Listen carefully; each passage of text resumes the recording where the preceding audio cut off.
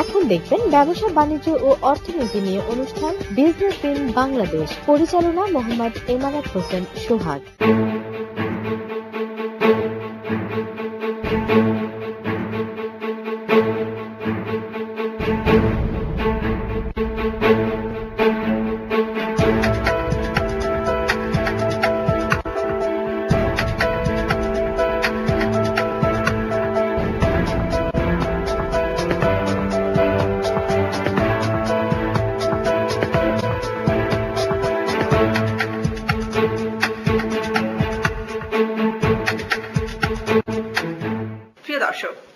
অর্থনীতি, শিল্প ও বাণিজ্যিক বিষয়ক অনুষ্ঠান Bashundhara cement business in Bangladesh অনুষ্ঠানের আজকের আয়োজনে আপনাদের সবাইকে জানাচ্ছি স্বাগত।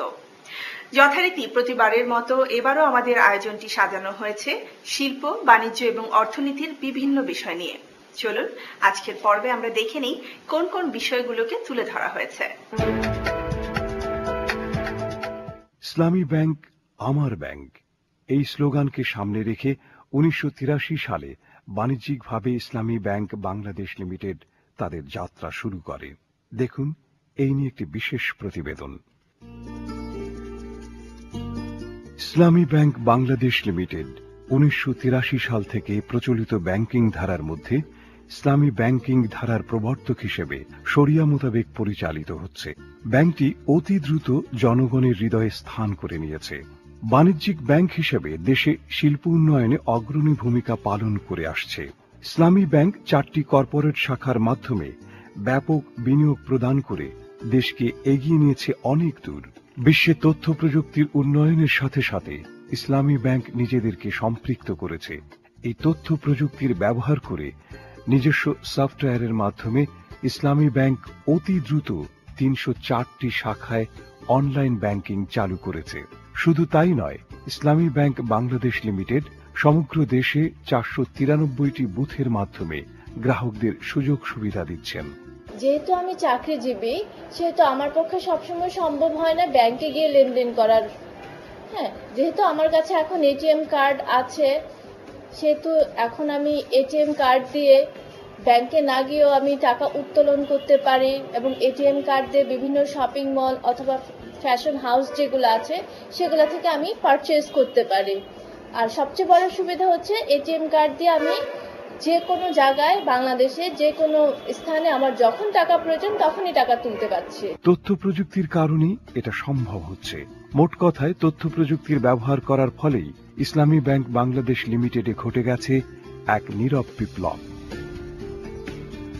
ইসলামী ব্যাংক বাংলাদেশ লিমিটেড তার সকল কাস্টমারদেরকে এডিসি বিভিন্ন প্রোডাক্টের মাধ্যমে সার্ভিস প্রদান করে থাকে। এই সমস্ত সার্ভিসের ভিতরে অন্যতম হলো ব্যাংকের এটিএম কার্ড, ব্যাংকের product visa debit card, prepaid card, I banking এবং কাস্টমার কল সেন্টার, এই সমস্ত প্রোডাক্টের মাধ্যমে তার সার্ভিস প্রদান করে থাকে।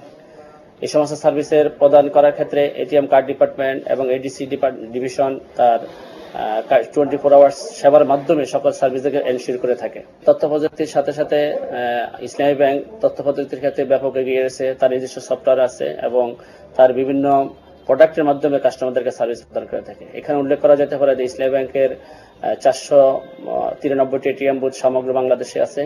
সেই সমস্ত বুথগুলি দেশের প্রত্যন্ত অঞ্চলে বিভিন্ন জেলা এবং উপজেলা স্তরে আছে।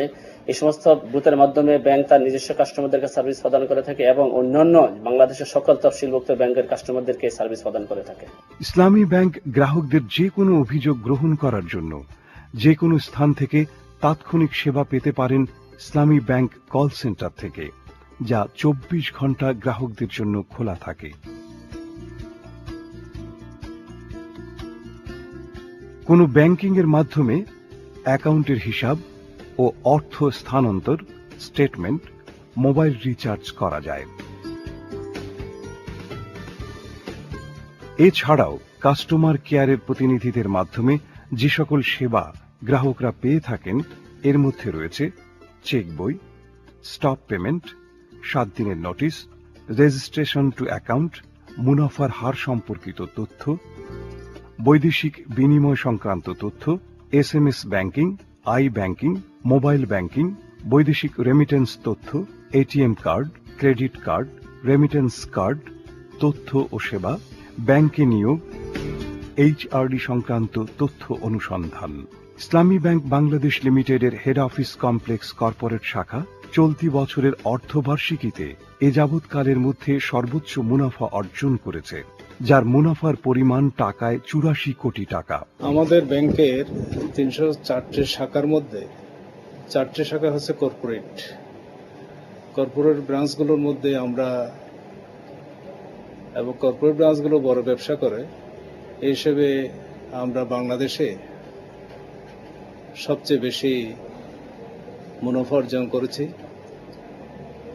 গেল 6 মাসে, জানুয়ারি টু জুন, এই 6 মাসে আমাদের নেট মুনাফা হচ্ছে 84 কোটি টাকা এবং আমাদের ব্যাংকের এ যাবৎকালে অর্থ বছরে এটা হচ্ছে সর্বোচ্চ মুনাফা এবং এটা আমাদের ব্যাংকের মুনাফার দিক দিয়ে সবচেয়ে বেশি, যেটা গত বছরের অর্ধবার্ষিকীতে আমরা করেছিলাম 53 কোটি, সেই হিসেবে প্রায় 31 কোটি টাকা বেশি। হেড অফিস কমপ্লেক্স কর্পোরেট ব্রাঞ্চের বিনিয়োগে দেশে গড়ে উঠেছে দক্ষিণ পূর্ব এশিয়ার বৃহত্তম flour mill Bashundhara food and beverage. প্রতিদিন বসুন্ধরা ফ্লাওয়ার মিলের ধারণ ক্ষমতা 1,20,000 মেট্রিক টন। বিশ্বের সর্বাধুনিক মেশিনারি, উন্নত মানের বাছাই করা গম থেকে তৈরি হচ্ছে আটা, ময়দা, সুজি।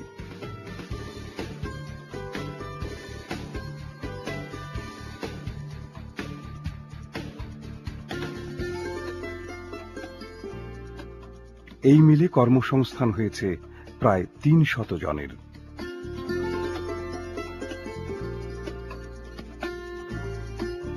মহাখালী ইসলামী ব্যাংক শাখায় গ্রাহকরা যেভাবে উন্নত সেবা পেয়ে থাকেন, এর মধ্যে মহিলাদের আলাদা কাউন্টার, হেল্প ডেস্ক,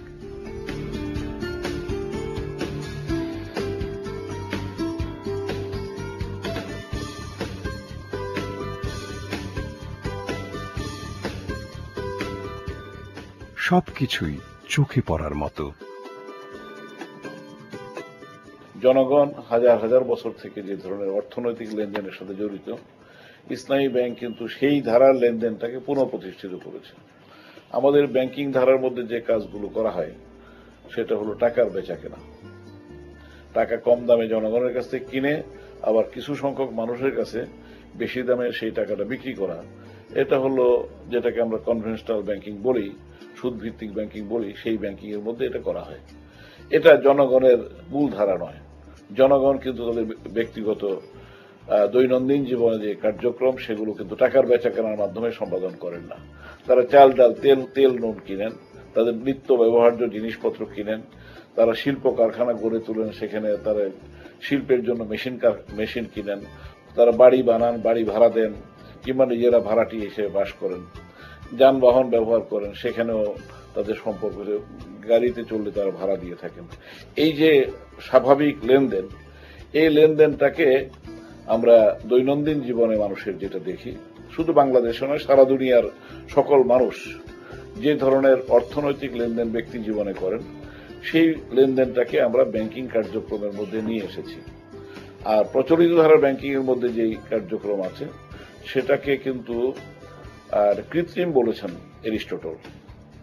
এটাকে গ্রিক দার্শনিকরা বলেছেন এটা কৃত্রিম কারবার, টাকার বেচা কেনা। এবং পরবর্তীকালে আধুনিক অর্থনীতিবিদগণও এই পদ্ধতিটাকে ত্রুটিপূর্ণ বলেছেন এবং আমাদের অর্থনৈতিক ক্ষেত্রে যাবতীয় বিশৃঙ্খলার মূল কারণ হিসেবে তারা এই যে আপনার টাকার লেনদেনের মাধ্যমে টাকা বাড়ানো, এটাকে, টাকা নিজে কোনো পণ্য নয়, টাকা নিজে নিজে বাড়তে পারে না। টাকাকে একটা পণ্যের সাথে যুক্ত করলে টাকা সেখানে বিনিয়োগের মাধ্যম হিসেবে ব্যবহার হতে পারে, মান হিসেবে ব্যবহার হতে পারে। এটা একটা বিনিময়ের যে মাধ্যম, সেটাকে যদি আপনি পণ্য বিবেচনা করেন তাহলে এটা তো একটা ভুল জায়গায় দাঁড়িয়ে আছে। তো সেই ভুলটা সংশোধন করার জন্যই মূলত ইসলামী ব্যাংক ব্যবস্থার প্রবর্তন হয়েছে। আধুনিক যত রকমের সাপোর্ট আছে, যেগুলোর মাধ্যমে আমরা জনগণের কাছে দ্রুত পৌঁছতে পারি, এটা আমাদের অঙ্গীকার হচ্ছে জনগণের কাছে দ্রুত পৌঁছা, জনগণের সর্বস্তরের মানুষের কাছে যাওয়া, তো আমাদের 13,500 জনশক্তি নিয়ে আমরা কিন্তু চট করে সকল মানুষের দোরগোড়ায় পৌঁছতে পারবো না। এই জন্য তথ্য প্রযুক্তির যে প্রবাহ, যে এটাকে আমরা কিন্তু আমাদের নিজেদের করে নিয়েছি। এবং আপনি শুনলে খুশি হবেন, ইসলামী ব্যাংক বাংলাদেশ লিমিটেড আমাদের যে সফটওয়্যার, সেই সফটওয়্যার আমাদের তরুণ ছেলেরা, বাংলাদেশি তরুণরা এই সফটওয়্যার নিজেরা ডেভেলপ করেছে, আমাদের ব্যাংকের কর্মীরা তৈরি করেছেন। এবং এটা আমরা উই আর প্রাউড যে এটা দুনিয়ার যারাই জানেন যে বাংলাদেশের মতো একটি দেশে, বাংলাদেশের মতো মোটামুটি ভাবে আপনি জানেন যে ব্যাংকের সাইজটা ভালো, বড় সাইজের একটি ব্যাংক, এই ব্যাংকের টোটাল সফটওয়্যারটা আমরা নিজেরা করছি। এবং বাংলাদেশে এই তথ্য প্রযুক্তির উন্নয়নের জন্য আমরা বিভিন্ন ধরনের জনগণ যাতে নাকি এই ক্ষেত্রে সামর্থ্য অর্জন করতে পারেন এবং তথ্য প্রযুক্তির ব্যবহারের মাধ্যমে আমাদের জাতিকে, আমাদের দেশকে, আমাদের অর্থনীতিকে সমৃদ্ধ করতে পারেন, এই ক্ষেত্রে আমরা আমাদের বিনিয়োগ কার্যক্রমের মাধ্যমে আমরা সাপোর্ট দিচ্ছি। বর্তমানে আমাদের 304টি শাখা রয়েছে। এই বছর আমরা আরো নতুন 10টি শাখা উদ্বোধনের জন্য আমরা অনুমতি পেয়েছি সরকারের বাংলাদেশ ব্যাংকের কাছ থেকে, এবং এর ফলে আমাদের 314টি শাখায় রূপান্তরিত হবে। এই যে 10টি নতুন শাখা খোলা হবে, প্রথম দিন থেকেই এই শাখাগুলোতে আমাদের গ্রাহকরা অনলাইন কার্যক্রম করতে পারবেন এবং বাংলাদেশের যে কোনো জায়গা থেকে বা একজন লোক তিনি যে কোনো জায়গায় বসে ইসলামী ব্যাংকের আমাদের এই রিমোট একটা গ্রামের ওই শাখায় তিনি লেনদেন করতে পারবেন। এবং আমরা শুধুমাত্র এই শাখার মাধ্যমে নয়, শাখার বাইরে আমাদের বিভিন্ন ধরনের আমাদের রয়েছে, এটিএম বুথ সহ বিভিন্ন ধরনের সেবা ঘর রয়েছে। এগুলোর মাধ্যমে কিন্তু 304টা শাখার বাইরেও অন্য জায়গা থেকে কিন্তু ইসলামী ব্যাংকের সেবা আমাদের গ্রাহকগণ গ্রহণ করতে পারছেন। আমাদের ডেবিট কার্ড তো আমরা অনেকদিন আগে থেকে চালু ছিল। এরপরে আমরা ক্রেডিট কার্ড, যার অর্থাৎ আপনি আপনার টাকা তুলতে পারবেন, একটা খিদমা কার্ড আমরা চালু করেছি এবং দেশে এবং দেশের বাইরে গিয়ে যে কোনো জায়গা থেকে আপনি এই খিদমা কার্ড ব্যবহারের মাধ্যমে এই খেদমতটা আপনি আমাদের ইসলামী ব্যাংকের খেদমত নিয়ে আপনি আপনার দুনিয়ার যে কোনো দেশে অর্থনৈতিক কার্যক্রম পরিচালনা করতে পারবেন, লেনদেন করতে পারবেন। আমরা 1995 সালে আমরা যখন রুরাল ডেভেলপমেন্ট স্কিম করেছি, তখন কিন্তু সরকারের পক্ষ থেকে 10 টাকার অ্যাকাউন্টের কথাও বলা হয়নি। তারপরে আপনাকে কৃষির ব্যাপারে কোনো টার্গেট ঠিক করে দেওয়া হয়, টার্গেট রিসেন্টলি এসছে। কিন্তু আমরা 1995 সাল থেকে নিবিড়ভাবে আমরা একদম পল্লীর অতি দরিদ্র মানুষদের মধ্যে আমরা আমাদের যে রুরাল ডেভেলপমেন্ট স্কিম এর মাধ্যমে কাজ করছি এবং সেখানে অধিকাংশ প্রোডাক্টই হচ্ছে কৃষির সাথে যুক্ত। এছাড়া আমরা অনেক আগে 90-91 সালের দিকে আমরা কৃষি সাথে রিলেটেড আমরা বিভিন্ন স্কিম আমরা করেছি, করে ব্যাপকভাবে কিন্তু আমরা কৃষিভিত্তিক কার্যক্রম, কৃষি নির্ভর কার্যক্রম এগুলো আমরা পরিচালনা করছি। প্রিয় দর্শক, Bashundhara cement business in Bangladesh অনুষ্ঠানের এ পর্যায়ে নিতে হচ্ছে ছোট্ট একটি বিরতি। ফিরব ঠিক বিরতির পরপরই আরো অনেক অর্থনীতি, শিল্প এবং বাণিজ্যিক বিষয় নিয়ে। সাথেই থাকুন।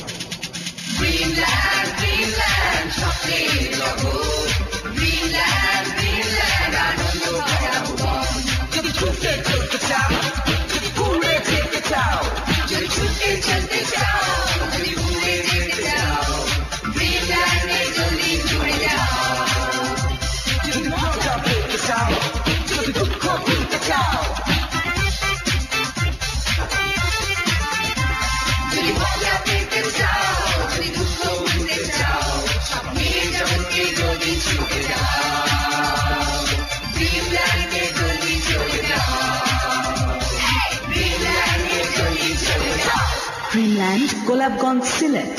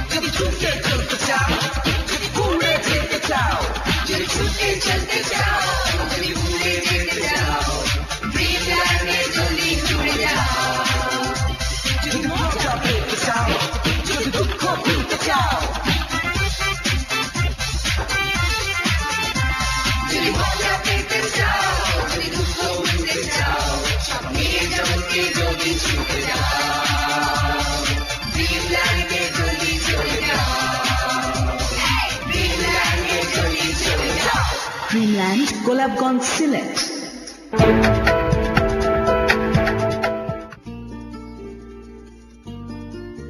পল্লী সঞ্চয় ব্যাংক দরিদ্র হতদরিদ্র প্রান্তিক চাষীদের স্বাবলম্বী করে গড়ে তোলার লক্ষ্যে গাজীপুর জেলার কালিয়াকৈর উপজেলার ৯টি ইউনিয়নে ৪,২০০ জনকে ৭,৫৩,৮০,০০০ টাকা বিতরণ করেছে। একটি বাড়ি একটি খামার প্রকল্পের দারিদ্র মোচনের জন্য প্রধানমন্ত্রী শেখ হাসিনা যে প্রকল্পটি আমাদের জন্যই করছে, এই প্রকল্পতে আমরা অনেক লাভবান হয়েছি। এই জন্য শেখ হাসিনারে আমাদের তরফ থেকে ধন্যবাদ। আমি একটি বাড়ি একটি খামারের সদস্য, আমরা টাকা পয়সা এনে খুব লাভবান হয়েছি, শাকসবজি আবাদ করে খুব ভালো। এই জন্য শেখ হাসিনাকে অনেক অনেক ধন্যবাদ। আমি একটি বাড়ি একটি খামারের সদস্য, আমার নাম জোহরা বেগম। আমি 20,000 টাকা লোন নিয়ে সবজির আবাদ করেছি, এই সবজির আবাদ করে খুব লাভবান হয়েছি। যে সকল প্রকল্পে এই ঋণ বিতরণ করা হয়েছে এর মধ্যে রয়েছে মৎস্য চাষ, হাঁস মুরগি পালন, গবাদি পশু পালন, শাকসবজি চাষ, নার্সারি ও ক্ষুদ্র ব্যবসা। এই ঋণ বিতরণের ফলে উপজেলার সূত্রাপুর ইউনিয়নের কাঁঠালতলী গ্রামে প্রায় 20 জন স্বাবলম্বী হয়েছেন। তারা প্রত্যেক পরিবার মিলে সমিতি গঠন করেছেন। তাদের সদস্য সংখ্যা 60 জন। এদের মধ্যে মহিলা 40 জন ও পুরুষ 20 জন রয়েছে। তারা প্রত্যেকে সপ্তাহে মিটিং করে ও সঞ্চয় জোগাড় করে ও কিস্তি পরিশোধ করে। অনেক হতদরিদ্র লোক যারা একটিবার একটি খামার প্রকল্প নিয়ে তাদের অর্থনৈতিকভাবে স্বাবলম্বী হয়েছে এবং তারা হতদরিদ্র থেকে অনেক উপরের দিকে চলে গেছে এবং ব্যাপকভাবে এই একটিবার একটি খামারের কাজ আমার সূত্রাপুর ইউনিয়নে চলতেছে। প্রধানমন্ত্রীকে ধন্যবাদ যে একটিবারই একটি খামার প্রকল্পে যেভাবে মানুষ উদ্বুদ্ধ হচ্ছে, বিগত দিনে এর চেয়ে আরো ব্যাপকতা যদি উনি বাড়াইতে পারে তাহলে আরো ব্যাপকতা হবে, কোনো হতদরিদ্র কোনো গরিব মানুষ আর থাকবে না। উপজেলা পল্লী সঞ্চয় ব্যাংকে এই সকল গ্রাহকদের সঞ্চয় হচ্ছে 1,97,00,000 টাকা বলে জানা গেছে। পল্লী সঞ্চয় ব্যাংক গাজীপুর জেলার কালিয়াকৈর উপজেলার 9টি ইউনিয়নে 4,200 জনের মধ্যে 7,53,80,000 টাকা ঋণ হিসেবে বিতরণ করেছে। আমাদের এই একটি খামার প্রকল্পগুলো কালিয়াকৈরের মধ্যে সফলতার পিছনে গুরুত্বপূর্ণ ভূমিকা পালন করে আমাদের মাননীয় মন্ত্রী মহোদয় এখানে আছেন। আপনি জানেন ক্যাবিনেট মন্ত্রী মুক্তিযুদ্ধ মন্ত্রণালয়ের দায়িত্বে নিয়োজিত আছেন। উনি যে কোনো জায়গায় যখন প্রোগ্রামে যান তখন সকলকেই তিনি উদ্বুদ্ধ করেন একটি খামারের প্রকল্পের মধ্যে অন্তর্ভুক্ত হওয়ার এবং সদস্য হওয়ার। এই কাজগুলো যেন গতিশীলতা থাকে এবং ভালোভাবে যে নিয়ম নীতি অনুসারী হয় সেগুলো দেখভাল করেন। আর ওভারঅল এখানে পরিবেশটা খুব সুন্দর। সকলেই একটি খামারের সহযোগিতা করে থাকেন এইভাবে যে কেউ যে উদ্দেশ্যে লোনগুলো নিয়ে থাকে সেটা যেন এই লোনগুলো প্রপারলি নিয়মিত ব্যাক করে, এই ক্ষেত্রে সকলের সহযোগিতা থাকে। কেউ যদি একটু চেষ্টাও করে যে লোনটা দেরিতে দেওয়া অথবা কিস্তিগুলো পরে দেওয়া, সেই সুযোগটা পায় না, কারণ এখানকার যে জনপ্রতিনিধি যারা আছেন প্রত্যেকেই সেই ক্ষেত্রে সজাগ আছেন। তাদেরকে বলেন না এখানে এটা পিছনে করা যাবে না, কারণ এটা মাননীয় প্রধানমন্ত্রীর নিজস্ব উদ্ভাবিত প্রকল্প এবং তিনি চায় প্রতিটি মানুষ যেন দরিদ্র সীমার উপরে উঠে আসে। উদ্দেশ্য হলো এটা। এবং আমরা এটা মনে করি ফিল্ড লেভেলে থেকে যে কোঅর্ডিনেটরগুলো আছেন, ফিল্ড অফিসার যারা আছেন, তারা প্রত্যেকেই এই সমিতির যারা সদস্য আছেন প্রত্যেকের সদস্যের নাম পর্যন্ত যারা জানেন, তারা কিভাবে চলেন, কিভাবে তাদের ব্যবসা বাণিজ্য পরিচালিত হয়, প্রতিটা ঘরে ঘরে গিয়ে তাদের খোঁজখবর রাখে, যার ফলে আমাদের এই কাজের গতিশীলতা ভালো থাকে। লোনের যে কিস্তিগুলো সেগুলো প্রপারলি চলে আসে এবং তারা অতি সামান্য তাদের হয়তো ইন্টারেস্ট করতে হয়, কিন্তু বাকিগুলো আবার আরেকটা সদস্য এই সমিতির পেয়ে থাকে। এইভাবে রিভলভিং ভাবে চলতেই থাকে এবং তাদের ভাগ্যের অনেকটা পরিবর্তন হয়ে গেছে। আমার ধারণা এইভাবে যদি চলতে থাকে বাংলাদেশের কোনো দরিদ্র সীমার নিচে কোনো বসবাসরত কোনো মানুষ থাকবে না। পর্যায়ক্রমে প্রতিটি মানুষকে আমরা দারিদ্র সীমার উপরে নিয়ে আসতে পারবো এবং তাদের আর্থিক অবস্থার পরিবর্তন ঘটাতে সক্ষম হবে। প্রিয় দর্শক, Bashundhara cement business in Bangladesh অনুষ্ঠানের এ পর্যায়ে নিতে হচ্ছে ছোট্ট একটি বিরতি। ফিরব ঠিক বিরতির পরপরই আরো অনেক অর্থনীতি, শিল্প এবং বাণিজ্যিক বিষয় নিয়ে। সাথেই থাকুন।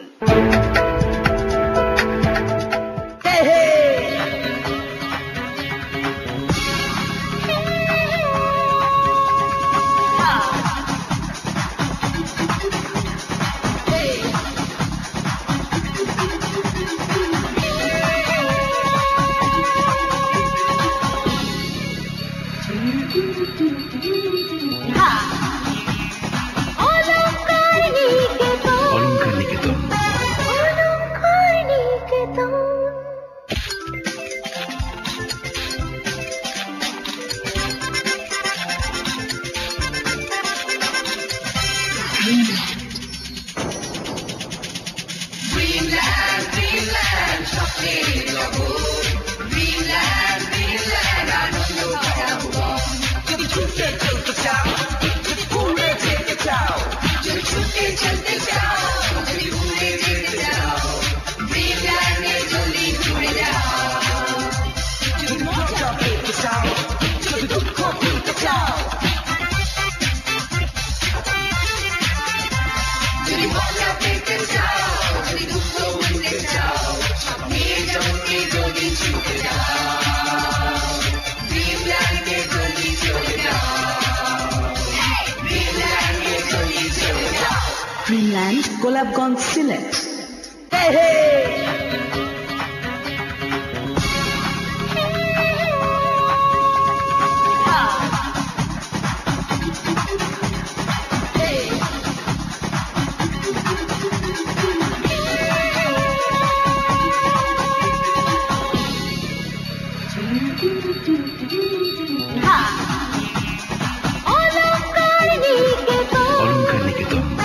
অলংকার নিকেতন।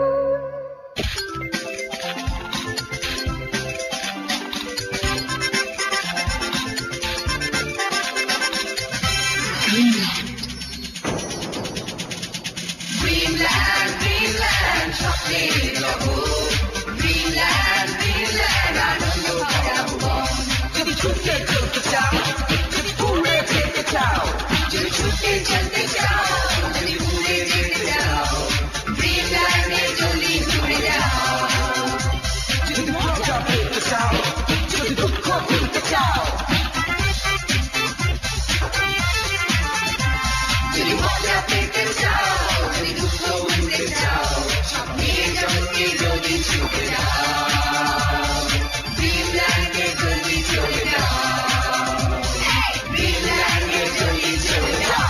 Dreamland গোলাপগঞ্জ সিলেট।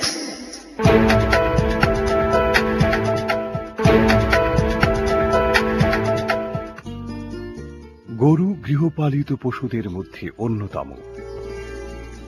সুপ্রাচীন কাল থেকেই মানুষ প্রায় প্রতিটি বাড়িতে গরু পালন করত। বিশেষ করে গাভী প্রতিটি বাড়িতেই দেখা যেত। গাভী পালন করে নিজেদের দুধের চাহিদা পূরণ করত। অপরদিকে অনেকেই গাভী পালন করে নিজেদের দুধের চাহিদা পূরণ করে বাজারে বিক্রি করে জীবিকা নির্বাহ করত। কালের পরিবর্তনের সাথে সাথে আজ অনেকেই গাভী বাণিজ্যিক পদ্ধতিতে পালন শুরু করেছে। গাজীপুর জেলার প্রত্যন্ত অঞ্চলের কালিয়াকৈর থানার ফুলবাড়িয়া ইউনিয়নের চাপুরিয়া গোয়ালচালা গ্রামে শিকদার গরুর খামারটি অবস্থিত। গরুর খামারটিতে প্রায় 2 শতাধিক গাভী, ষাঁড় গরু ও বাছুর রয়েছে। শিকদার গরুর খামারে প্রতিদিন গাভী থেকে প্রায় 400 কেজি দুধ উৎপাদন হয়। দুধগুলো থানা সদরে পলাশ মিষ্টি ঘরে বিক্রি করেন। দুধের তেমন একটা ন্যায্য দাম খামারি পান না। গরুর খামারে গাভী, ষাঁড় ও বাছুরগুলোকে দানাদার খাবার, খুদ, ভুসি, খড় ও কাঁচা ঘাস খাবার দেন। তার খামারের মধ্যেই জার্মানি সবুজ ঘাসের চাষ তিনি করেন। কাঁচা ঘাসের এই মাঠ দেখতে অনেকটা ভুট্টার মতো। প্রায় অর্ধশত ষাঁড় গরু রয়েছে এ খামারটিতে। গরুর খামারটিতে যাতায়াত করার তেমন কাঁচা পাকা রাস্তা নেই বললেই চলে। এর খাদ্য, এর সবকিছু আমরা এই জায়গায় ঘাস সবকিছু উৎপাদন করা হয়। উৎপাদন করে গরুর খাওয়ানো হয় এবং বাড়তি খাবার বাজার থেকে কিনে আনা হয়। ভুসি, অ্যাঙ্কার, খুদ ইত্যাদিতে বহুত 10 আইটেমের খাওয়ানো হয়। প্রত্যেক দিন 4 বস্তা 5 বস্তা ভুসি লাগে। এরকম আমরা প্রত্যেক দিনই আমরা এরকম খাওয়াই নিয়ম মাফিক। আমাদের এইখানে কর্মচারী যারা গরু দেখে, যারা গরু লালন পালন করে, এরা 10 জন লোক আছে। এই 10 জন লোক এইখানে থাইকে গরু দেখাশোনা করে এবং ডাক্তার আছে। ডাক্তারও কল দিলে উনি চলে আসে, আইসে এইগুলো গরু দেখে কোন গরুর কি অবস্থা হয়েছে, তারপর ট্রিটমেন্ট দেয়। প্রিয় দর্শক, এই ছিল আমাদের আজকের Bashundhara cement business in Bangladesh অনুষ্ঠানের আয়োজন। নিশ্চয়ই আপনাদের ভালো লেগেছে। আমরা চেষ্টা করেছি আমাদের দেশের শিল্প, বাণিজ্য এবং অর্থনীতির বিভিন্ন বিষয় আপনাদের সামনে তুলে ধরতে। আশা করছি আপনাদের এই ভালো লাগাকে পাথেয় করে আমরা এগিয়ে যেতে পারবো সামনের দিকে। সবাই ভালো থাকুন, সুস্থ থাকুন।